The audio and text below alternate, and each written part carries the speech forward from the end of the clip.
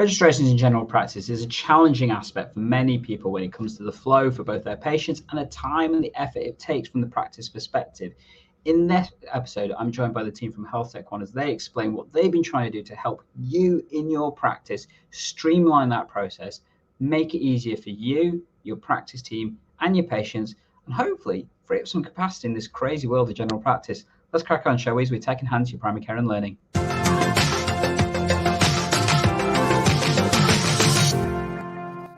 Hello EGP learners, and welcome to the EGP Learning live stream, where we're looking at basically how to streamline your registration process for your patients in practice with the team from healthtech-1. How are we doing there, both of you? Yeah, really well, thank you. Thank you. Great. Yeah, thanks so much for letting us join you. We're really excited to be here. Yeah. Awesome. So I'm going to introduce the team. So we've got the team from healthtech-1. Lydia, do you want to say hi first of all?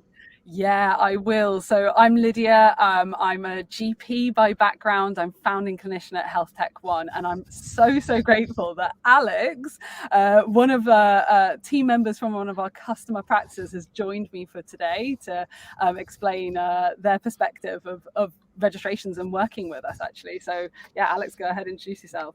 Yeah, hello, my name is Alex. I work for a GP surgery in Lambeth, in Streatham. I am their registrations administrator. We were one of the first, I presume, I guess, to come on board with healthtech in Lambeth. So yeah, it's fun. It's a very fun and enjoyable thing to come and sort of share my experience of it. Which, no spoilers, but it's all been good so far. Yeah, thanks, Alex. Glad to hear. So I guess if we're talking about GP registrations and stuff, Alex, why don't you tell us what it was like first in terms of what you guys were doing, what were the challenges you were finding, all that kind of stuff that people may be able to relate to in terms of what's currently going on in their practice and stuff. Yeah, so initially, I mean, cast your mind way back to the dark ages before computers and stuff. You've got the blue GMS1 form. That's kind of, yeah, exactly.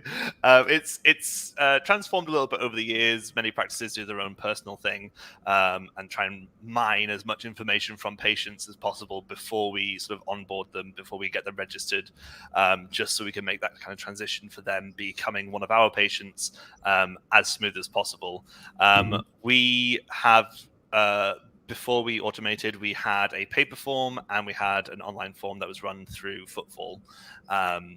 So a patient would turn up, they'd want to register, we'd give them those options, we would give them the form, they'd fill it out, we'd then take the form, and then began the 3-day process of getting them fully registered. So predominantly, we would sort of say a 72-hour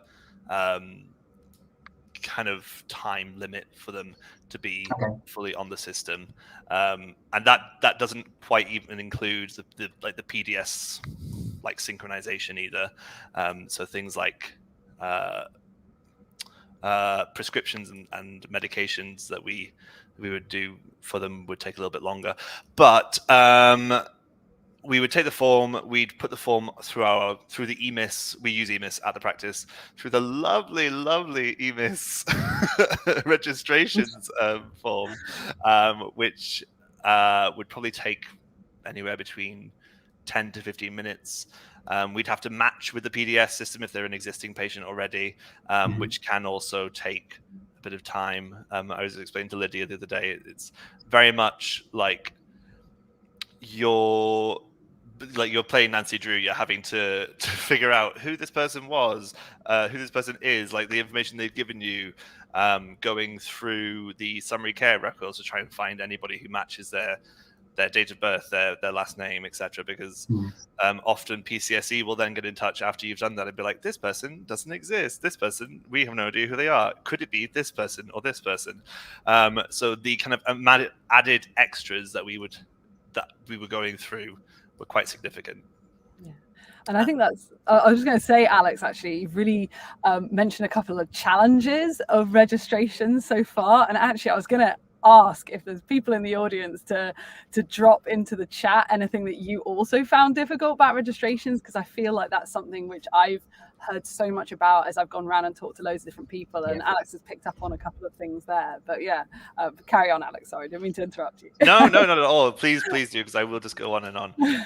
And then after they're on the system, we then take that GMS form in whatever form it is, PDF, scan it on, and then we have our kind of Arden's recommended template that we have kind of edited, that would be an additional thing on top of that initial registration, which definitely took a long time to do. How long did it take you to do? Like, if you just sat down and doing a registration, how long did it take you to do that, actually? If you could sit down and do nothing else, probably about 15 minutes minimum. But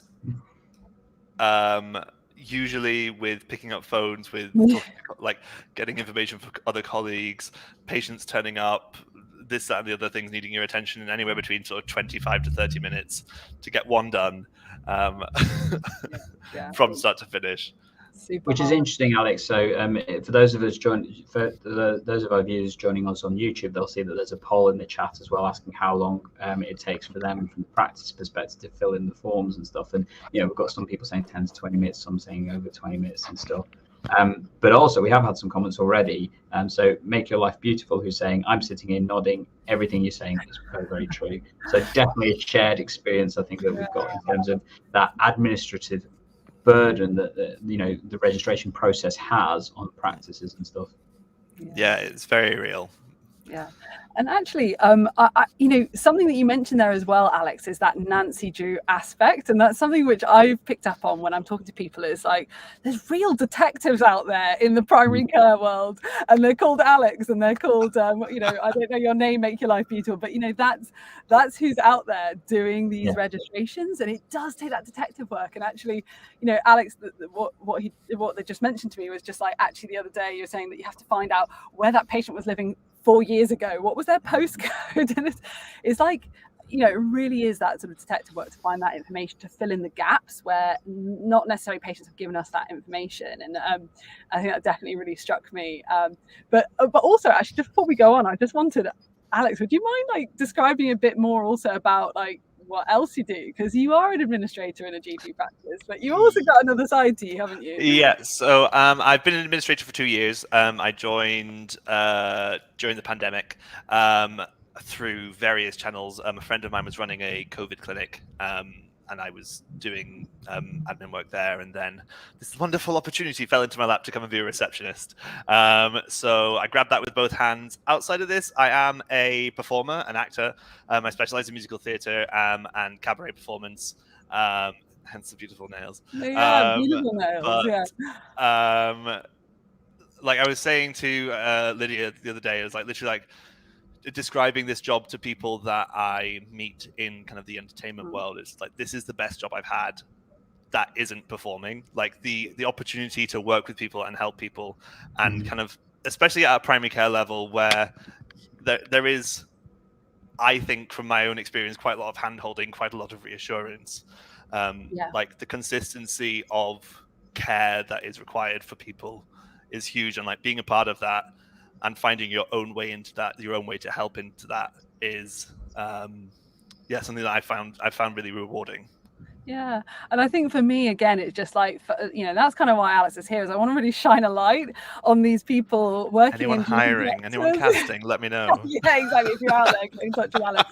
But like, I do really want to shine a light, because I just feel like, something else that I've really found as I'm talking to so many surgeries is just like the amazing people who work inside primary care. And actually, we do all have these amazing skills. We have this expertise, and we're not just data entry people. We're not just people here to like put information from one screen to another. We actually have these incredible skills. Like Alex is amazing at talking to patients. That's a really rewarding experience for them, but also for the patient, because they get to actually feel cared for and handheld. And I just wanted to draw that out, because I just feel like that speaks to all the people out there doing administration, and at the moment registration is doing data entry. And if you haven't yet got healthtech-1, but would you share my slides actually, Dr. Gandhi? And yeah, sure. Just before we do, so just a comment from Raj, who's joining the stream as well, loving the nails apparently. So there you go. Thank you. Yeah, that is Raj, by the way, who's co-founder of healthtech-1. So he's a big fan. Yeah, the call is coming from inside the house. It's coming from inside the house. It is. So, you mentioned about the automation and stuff. So talk us through, Lydia, what exactly happens and stuff. Yeah, definitely. And actually, sort of before I do that, I'm just going to take us through. So I've got, so that we don't get sort of behind. So this is, as you know me. I just wanted to actually say a little bit about my background as well, and to really bring you on board with sort of why I'm here in health tech, why I'm part of this incredible team here doing automation in primary care. And I'm a GP by background. I trained in South London, actually at a surgery really close to where Alex works. And I found it really frustrating, I guess, being part of the system where I could see all of these like improvements that could happen. I'm very much a doer, and I found it was wearing me down a bit and felt quite disempowered about changing the system around me. But I really have a lot of energy for changing systems. I really have a lot of a desire and drive to do that. So actually in my first year of GP training, I ended up sort of looking around me and thinking, where else can I create an impact? Where else can I help all my colleagues in general practice? And I ended up actually talking to two guys called Lawrence and Jacob. And they were on a mission to help primary care in various ways, but they were the founders of Accurix. And actually, I ended up joining them as the second member of the second employee and the original clinical lead at Accurix. And that was about sort of 7 years ago now. And I think that experience taught me so much about building tech for primary care that actually works, making sure that technology releases immediate value for the people who are using it, that it fits into your workflow, that you can pick it up and start using it and enjoying it. I mean, how incredible, like actually enjoying technology that you're using in the NHS. So that really taught me a lot. I'm bringing a lot of that knowledge through with me to healthtech-1.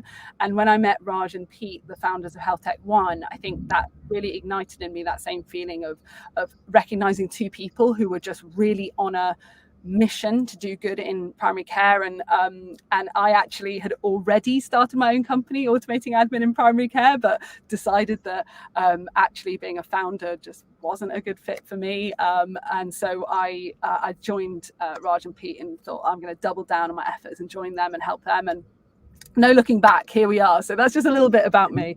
And here's our emojis. It's very important in our team. We have emojis. Alex has picked their emoji as well. And it's an octopus. And I just want to point out, it sounds a bit silly, but patients love emojis. But this is one of our feedback. We do put emojis in what we do. And it has broad appeal. So I just want to make that point.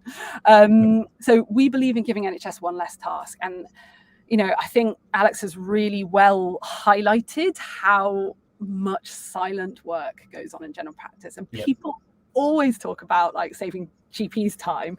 But right, Alex, I don't know whether you agree with this, but how's your water level? Is it rising? How does it feel at the moment? I mean, you say silent work. Any opportunity that I can get to moan about something, I will. So not so silent work. No, I am joking. I mean, like, not to sort of sound like an advert clip, but like since the automation of our registrations, like that is such a huge thing. The amount of time that I'm saving, it like regularly when I was doing manual registrations, I would also be having to spin other plates. I would also be doing other tasks. So the main takeaway from it not being like the consistent thing that I'm having to do all the time is that the other things that I was trying to get done at the same time now take so much more. Like I'm able to put more detail and more focus into those things.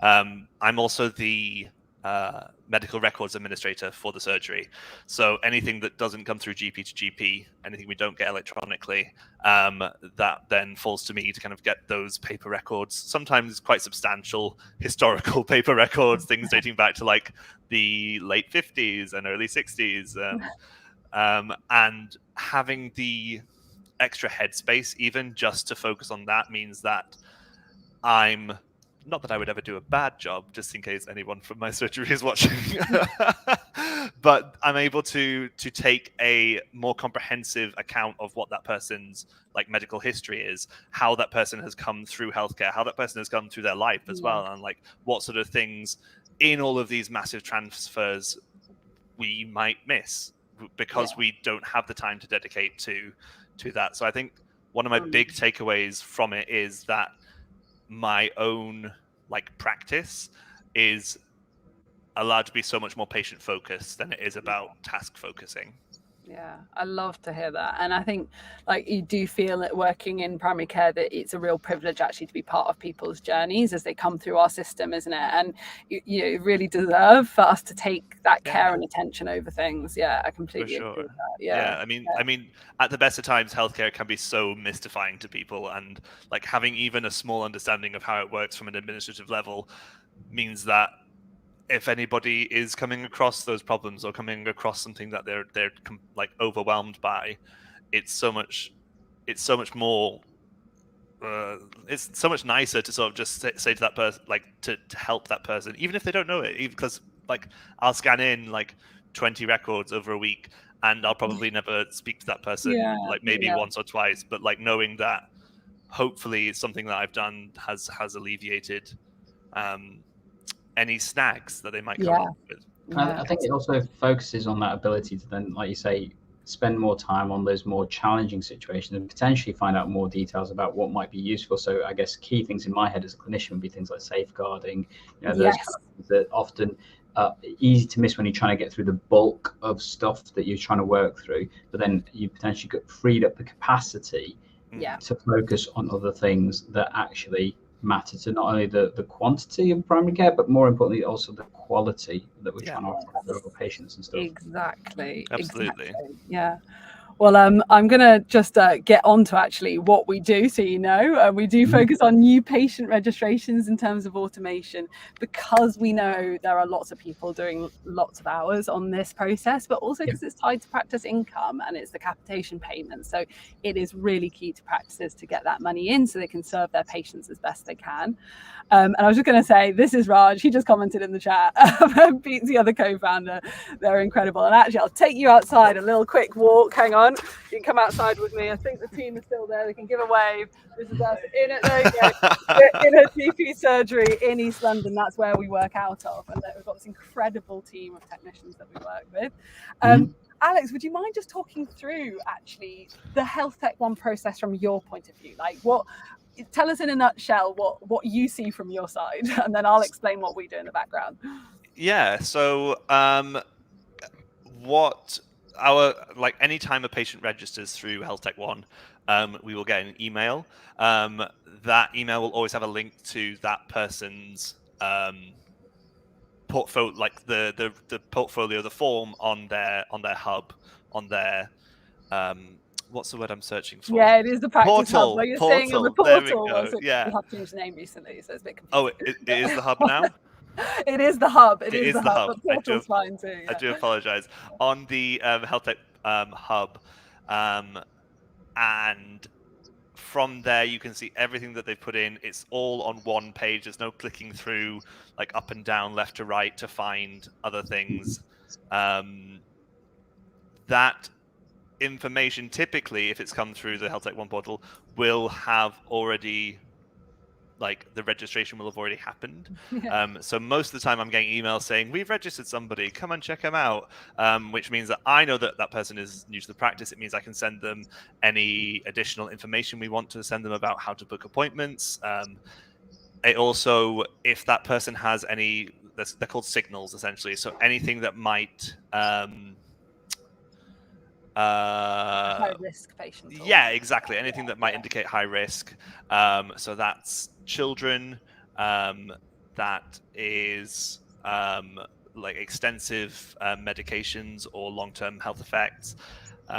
We also get signals for things that we kind of want to offer patients that we want to know about. So things like sexual health checks or new patient health checks when they're joining a practice. If they are interested in that, then that means that we can see that immediately upon their registration, and that we don't have to worry about digging through all of that to to then port it across in multiple different formats. Like essentially, once that email is through, I can click on that patient's record in EMIS and see everything that we want to know, everything that we need to know, everything that they've told us is just there in their care history. Thanks, Alex. That's a nice description. Dr. Gannon, I don't know whether you've got any questions there, but I was going to hop on and just actually demo what we're doing in the background, the other side to what Alex sees. But yeah. I do, but I think it'd probably be worthwhile seeing the demo, and then obviously we can get to the Q&A from there. Yeah, lovely. So, well, yeah. So we've got 84 practices using us now, going up all the time. And this is how it works. So the patients come onto your website and they fill out our secure online form. And we have worked really hard with our practices, like Alex's practice, to build what we believe to be the best practice form. And it's really quick and easy for patients to fill out. And then that's when the magic happens, because we've got that information and we actually register the patient on your clinical system. So we do serve both. We've got EMIS. We've been live with EMIS for a long time now, but System 1 we're just bringing out now in these few weeks. So serving everyone now. And really for you, it's as Alex described, you just get to see the registration on your system with all the coding that's associated with that registration. And to be honest, if the patient's told us something, if there's a SNOMED code that exists, and if we think it's appropriate to code on the record, it will be on the record. So you'll just have that information there consistently every single time. And we do it really quickly. So we get patients registered within 10 hours of them filling out a form, which I think, Alex has 3 days to get patients registered. And it feels kind of magic to patients, I think, that they're there so quickly, that they know that they've been registered. And we're doing more than 2% of England's registrations now. So we're doing a lot of registrations. I guess the final point that I want to make here is that before, where Alex was spending 15 minutes on a registration, we should be doing it now. So that work just goes away. And this is getting into the nitty gritty, and I'd love it if you've got questions, like put them in the comments. I'm really happy to answer them, because these are getting into the kind of specifics, like the nerdy detail of registrations. But essentially we serve catchment area, whether you have out of area patients or not. We accept either, and we've got the catchment area check actually built into our form. So that's really quick and easy for patients to do. We obviously add a regular patient to your system. But the big one that I want to point out here is that we reduce your PCSC amendments and rejections. And I don't know if you're listening, and maybe you know what those are, maybe you don't, but essentially PCSC process registrations, and they can come back with amendments and rejections on things. And 50% of amendments are address-based, and I don't know whether, Alex, you remember getting those amendments through that were addresses. Yeah. Quite frustrating. Often, can you move this comma to the end of the row or something like that? But it takes time to sort out, doesn't it? So we reduce those, and the way that we do that is that we match the database to PCSC. The address database is PCSC, so we're making sure we're putting it in exactly the same format as PCSC. Also means households are linked, because the address is exactly the same in all those family members that are getting registered in one go. And then rejections as well, because we're really careful to our automation has this intelligence layer that decides whether the person on the form is the same person that is on the spine, and it's using lots of data points to decide that. So we're able to safely match patients to the record and accommodate niche circumstances, like someone getting married and changing their last name, or a baby coming home from hospital with the name baby that gets changed to a proper name. And we can accommodate all of that and still safely register them. We also get students and care home residents coded up with the RI codes, the residential institute codes, so you get the extra payments for the care home patients as well. And then on to my favorite topic, because I am a GP, I am Mrs. Clinical Safety, and I'm always talking about it. And for me, when I think of child registrations, I immediately think of child safeguarding. I worked in South London, and this is a really important topic anywhere, really. And we've tried to actually support practices by building safety into the design of what we do, so that it's easy to be as safe as you can be. And one of the things that we do is that we never register a child automatically where we cannot find their stated person of parental responsibility already on your clinical system. We would hand those over for Alex to have a look at. We always ask about social workers or fostering arrangements, and we signal these children to the practice practice. We'll register them, but we'll signal them to the practice. And we ask for the details of the social worker, the contact details. If they can't give us those, we ask for the borough, because as a clinician, I just want to know which borough did they come from? How do I link up the dots and make sure that nothing is slipping through the system here? We ask about the school and the details of the school. We get those on the system. And as Alex mentioned, we signal the higher risk registrations to the team to have a look at. Maybe the team want to tag in the safeguarding lead. Maybe they want to book a GP appointment, something like that. We get the emergency contact in every time. Pharmacy nominations, if the person's moved from like Devon to London, we don't want to be sending any scripts down to Devon. It's duplication of work and messy for the patient. So we actually ask the patient if they want us to clear the pharmacy, and we do so if that's the case. Medical coding, I've mentioned, we send out a medical form to adult patients where we're asking height, weight, alcohol status, smoking status. We code all of that in the record so that we're helping you with your population searches, your cough. And actually on smoking, we also ask if they're a smoker, do you want smoking cessation advice? And if they say yes, then we send them out an email with signposting to local smoking cessation services. And then we code in the record that we've done it. And then that's your cough box ticked. And we like the phrase cough from the off here. Get your cough done as soon as they're into the, yeah, Alex like that. Thank you, Alex. Appreciation of cough for the off. And document uploads, we ask for baby red books and immunisation records for under 6-year-olds. We do the summary care record consent, and we flag patients that you previously removed from the patient list. I've missed out patient communications. I can't believe I've done that, because that's something I think is amazing. We text and email patients when we've received their registration form, but also when we've actually registered them.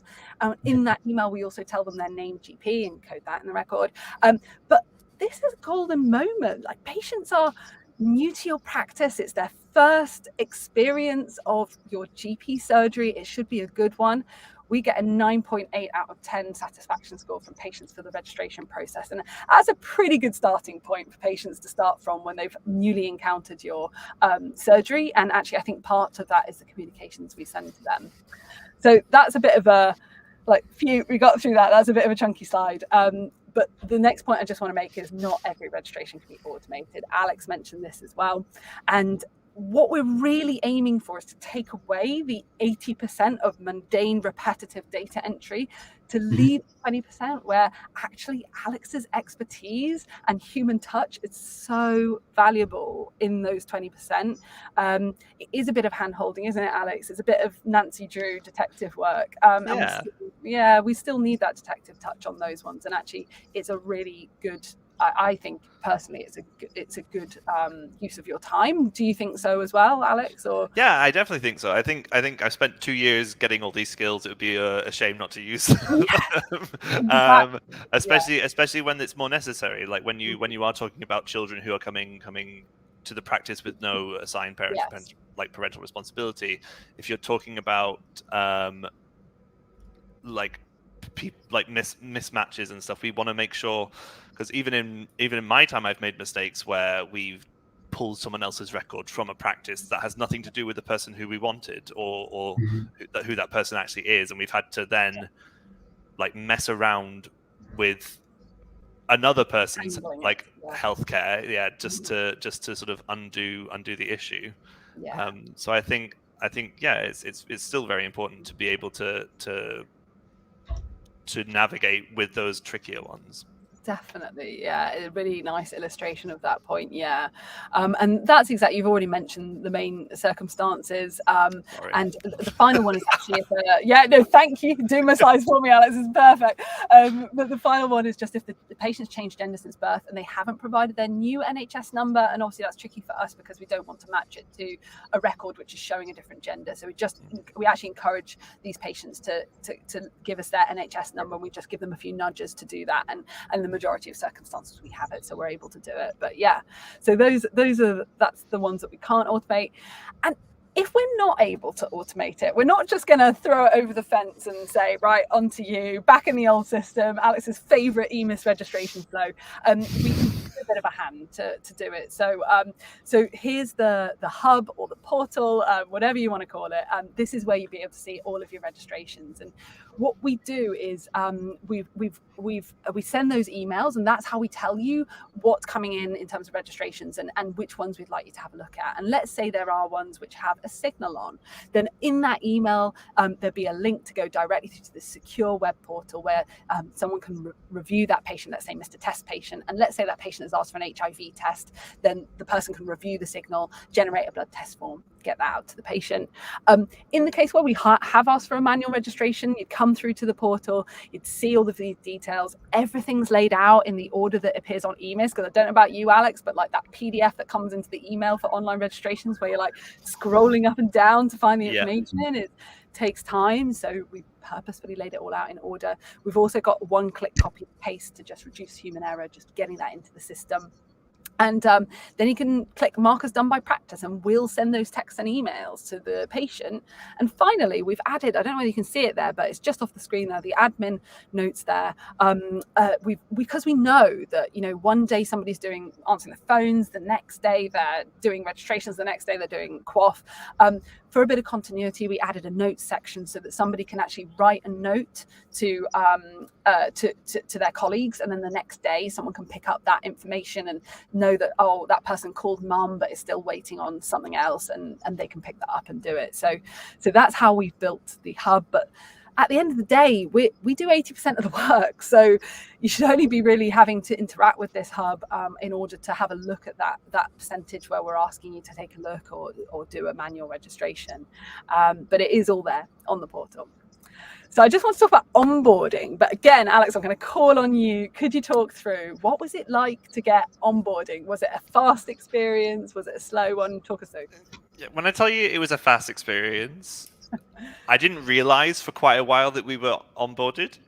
And that's not because it wasn't communicated to us. It was just because I expected it to take so much longer. Okay.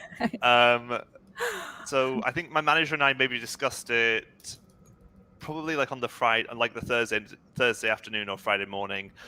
We then got everything sent out to you and Raj and Rupert, I believe.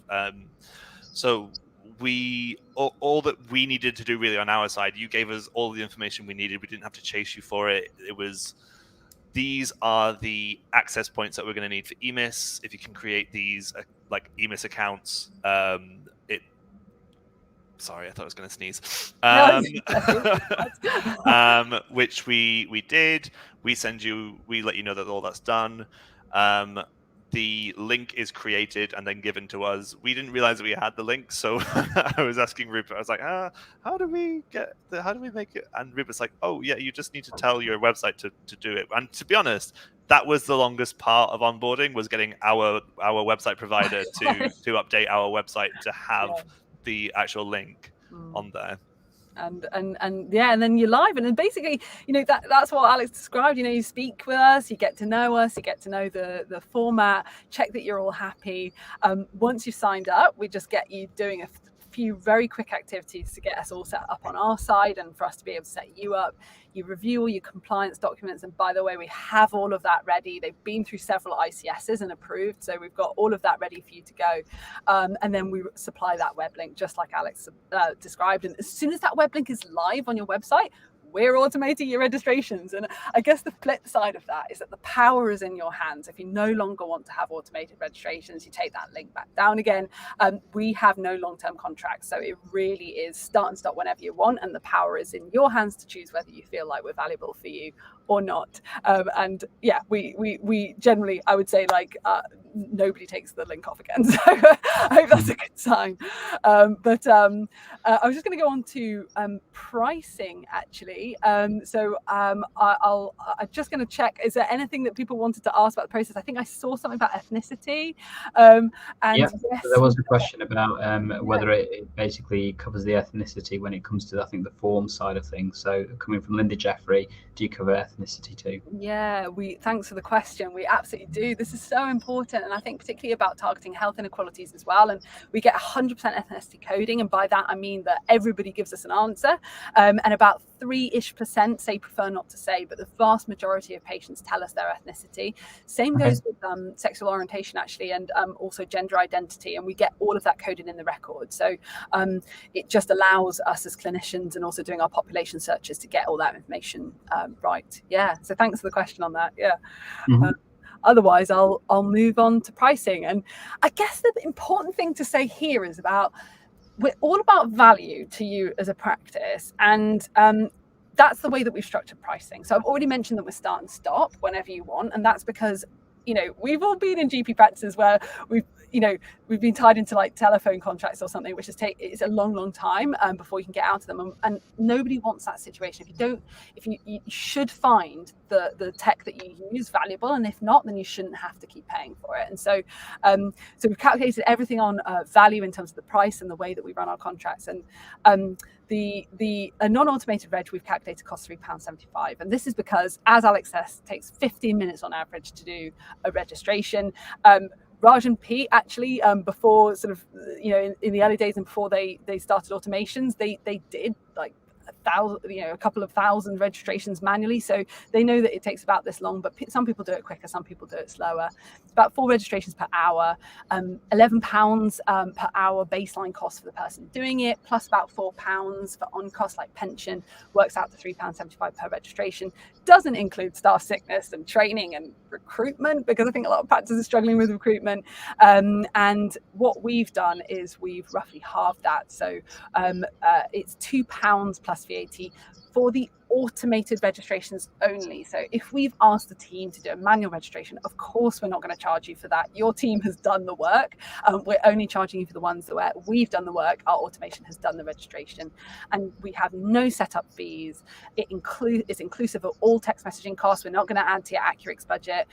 Includes API costs, and it is start and stop whenever you want. And we've done it purposefully with no hidden fees in there. So that's what it costs. And the final thing I just wanted to say there is that we automate the NHS form as well. So we've got a webinar next week on Wednesday. We're one of 3 suppliers who are automating the NHS register with a GP form. And we're really proud of the work that we've done here. And it works in pretty much the same way. The patient fills out the NHS form, the automation does the registration, and all of that information will be available in the hub, and it's costed at exactly the same price. But it just allows you to have your options there, and know that option is available to you as well. So I just was going to go on to some nice outcomes, but I'll just take a pause point there. Dr. Gandhi, is there anything that I should have missed or that you want to ask me at this point? No, I'm keen to know what these outcomes are like, so actually go through those. Nice, good. Well, I'm excited about this one. Now, this one is close to my heart. It's close to Alex's heart, because Alex is obviously a Lambeth practice. This is our project in Lambeth. So Alex, jump in and comment on anything you want to. But basically, this is it's a project that we ran with an AHSN automation grant, and we were really lucky to work with Lambeth Federation and jointly won one of those grants to work on this project, an evaluation of automation in primary care, basically. Through that project, we've got 30 out of 40 practices in Lambeth signed up, and I think there's a few more still to trickle through. But they've been amazing. One of my favourite aspects of this project is the automation working group. And Alex is part of this automation working group. And it's a group of about 10 to 15 practices. And people come, practice managers, registration clerks, administrators, ops managers. They come and they join this group on sort of a roughly kind of 2 to 3 month basis, and we talk all about registrations. We talk all about automated registrations, and the engagement is incredible. Like, people bring like so many exciting ideas and feedback and questions. And I don't know, Alex, what's that experience been like for you being part of the automation working group? I feel like it's huge, to be honest, because it means that I have a better understanding of my job, even though I've been doing it for a while. Like, talking to other people about it, you don't get the opportunity very much within the NHS to kind of, especially when you're in primary care, that you don't speak to other people, really. It's quite siloed, isn't it? Yeah, for sure. And I think what's most exciting and impressive about it is the fact that you and your team are so eager to hear from us about how you want to grow and create and develop this project with us in mind. And I think, not that I'm got an ego or anything like that, but to be considered as valuable for you guys, I mean, it's huge. Yeah. It's really nice to know that something is being created for us specifically. Yeah. All the feedback that we come back with, all the things that we talk about, when we're at the meetings, all of the like exciting things that are being like not teased, I guess, but sort of the things that you're going to be working on going forwards, which I'm not going to say anything about because I'm going to leave that to you in case I promise the moon and you're just like, time, yeah. Yeah, exactly.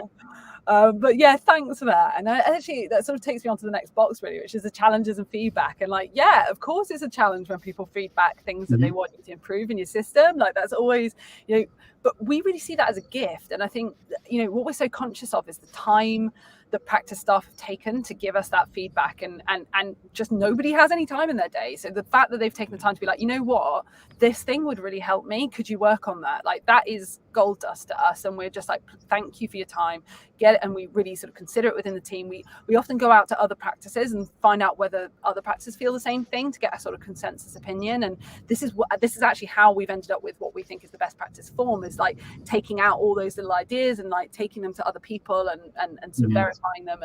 And that was one of the challenges about this Lambeth project, but it's also been incredible. And, you know, our product has really been uplifted as a result of that feedback. And, you know, one of those things is around safeguarding. I was already hot on it because that's, something I think about a lot, but actually the details of those safeguarding, a lot of that came from conversations with the people in that automation working group, and actually just getting other people's opinion, because I'm not, you know, why should I be the one person to say how things should be done?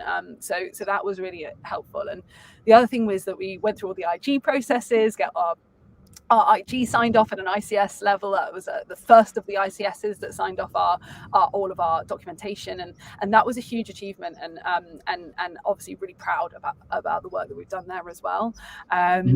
And then otherwise, like, what about what we've actually been doing? So we've automated 9,161 forms, registration forms, just in Lambeth. We have an automation rate of 89% actually. So that's how many of the forms that we're actually automating. We actually just in May saved 420 hours of staff time. That's like adding 2 full-time equivalent administrators to the workforce in that month, which just feels kind of wild.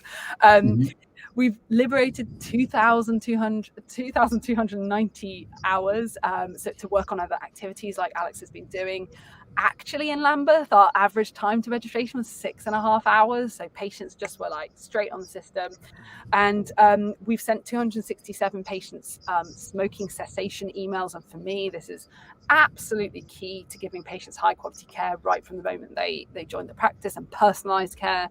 That's why we ask patients for their date to give us information about themselves in the first place.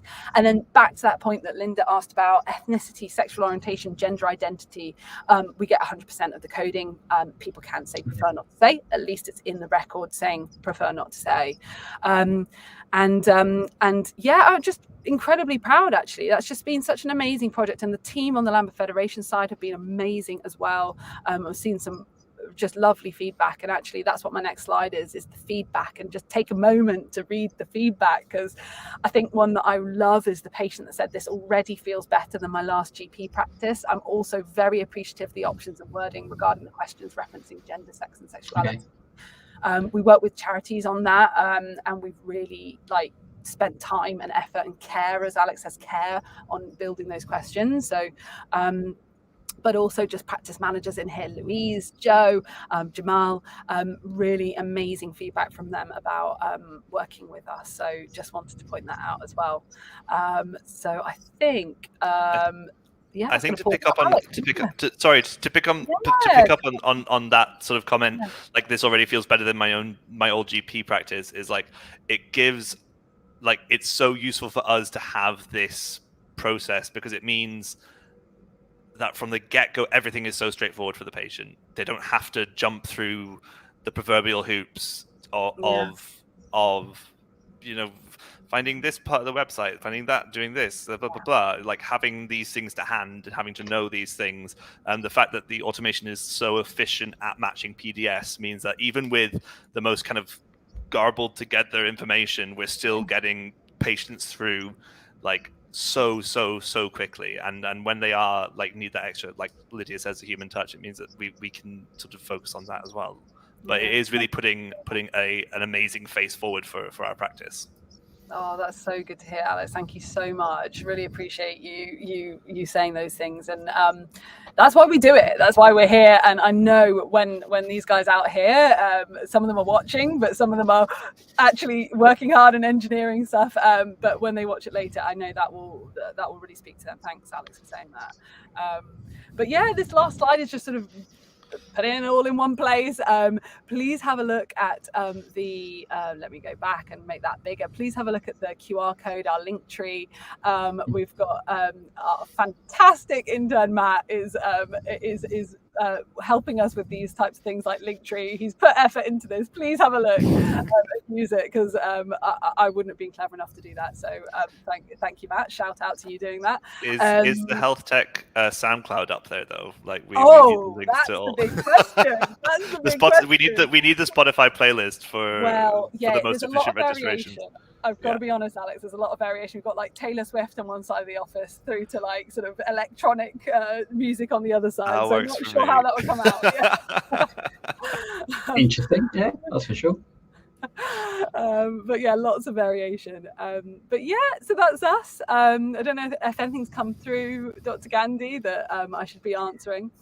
Well, I guess a few questions that come to mind. So definitely can see the importance of the system and things. A couple of nuts and bolts questions, if that's all right. I'm just going to take us back to the kind of stream and stuff. So you mentioned about that link that comes through to the patients in terms of the information they get. And I think you said obviously about offering smoking cessation, that kind of stuff. I'm assuming that there's some element of bespoke part that you can do with that. Is there, in terms of where you direct the patients to, in terms of the outcomes from that and stuff? Yeah, that's a really good question. So what we've gone with is actually the NHS Choices website, where they can put in their postcode and actually find a local service. And actually, I've gone through this with a few practices just to make sure that it's picking up local services that they know about. And you know, as NHS Choices, we're expecting it to be accurate. And I think that's the way that we're able to make it global, but at the same time quite personalised to the local area. So that's the information that the patient will be seeing. Yeah. Okay. And I guess with the kind of way that you engage patients that come onto the system, you obviously mentioned about through the practice website and having the link, you know, front and center. I guess any best practices you've come across that you found for practices when they're looking at having that, you know, engagement point for their patients in terms of using it? Yeah, I've got some thoughts. Alex might have some thoughts as well. But actually, when we send out the registration link, we also give a QR code as well to the practice. And it's actually really simple, but we ask practices to put that at their front desk. And the reason for that is because there are always going to be patients who need to use a paper form, and that should always be available for patients. However, there are patients who come to the front desk and ask for a paper form because they have it in their mind that it might be a bit quicker. They just want to sit down and do it. And actually, what practices do is just offer up the QR code. And actually, who was it? Was it Alex? Was it you or somebody else that I was talking to the other day was saying that they overhear the receptionist all the time saying, "Oh no, do the QR code because you'll get registered much quicker." And that's what people have begun to say because they know it's true. And then the patient can actually just sit in the waiting room and do the registration form from there. Another practice has actually got an iPad that they weren't using, and they've just got it in reception and got people filling it out. So even for those people who don't have a smartphone, maybe they'd have the skills to actually just fill it out on an iPad. So thank you. It looks like actually Make Your Life Beautiful. Hello, you must be one of our customer practices. Plus the QR code is amazing. Saves so much time. I've just seen that comment. So definitely. Fantastic. Yeah. Alex, I don't know whether you've got any thoughts on that at all. Yeah, I mean, like we have literally done the exact same thing. Our practice managers bought a refurbished iPad just to have the website on. We've been told, essentially, that we're not doing paper forms anymore because they're so clumsy. We do still have them available, of course. Like if somebody wants to take one home and have a read of it, then that's absolutely like what we'll do. But and in terms of like the time it saves us, we've been told as well that should somebody need assistance filling out the form on the iPad, then we as like the admin team are free to go and sit with them and like do it with them, make sure that they have all the engagement, all the information they need. And that's only because we then don't have to process it in that very time consuming way. Yeah. Oh, I love that. That's a great thing. Fantastic. And on top of that, like when I first started, I didn't start as a registrations administrator, but when I first started being little baby receptionist and people handed me registration forms, I would just turn around and shout for the registrations administrator because like looking at the paper form, I was just like, I don't know what this means. I don't know. I was like, is this important? Is that important? Like, what are the things that we need to know? And being able to use the online form kind of saves you that hassle, because it's only the stuff that we need to know, and anything else they want to tell us as well. And I guess with that, then, with information that people want to tell you, I guess in certain areas you're going to have, like you said, unique services that those practices may be offering. I guess off the top of my head, I'm thinking that things like asylum seeker, new patient registrations, that kind of stuff. How does it integrate that aspect of things? So local enhanced services, other kind of stuff, and things like that. So we have an element of configurability in our form. So we have our sort of fixed form that we think is best practice. And that's, obviously there is variation often between registration processes in practices. But actually, once you've seen a lot of registrations across a lot of practices, it turns out that actually there is kind of a core thing, and so that's our main part of our form. But there are a couple of configurable pages just for exactly thinking of things like local schemes. So in London, we want to ask everybody about whether they want an HIV screen, and that's one of the pages that, and sexual health, as Alex mentioned, that's one of the things that we offer to those practices, and it's an additional form, additional page. Another thing is where practices who really want to get on to offering health checks to patients, and maybe they want a slight element of prioritization around those, and so we have a page which is asking repeat medications and long-term conditions, and actually it means that the practice can have a look at that information and say, well, actually this patient looks like they've got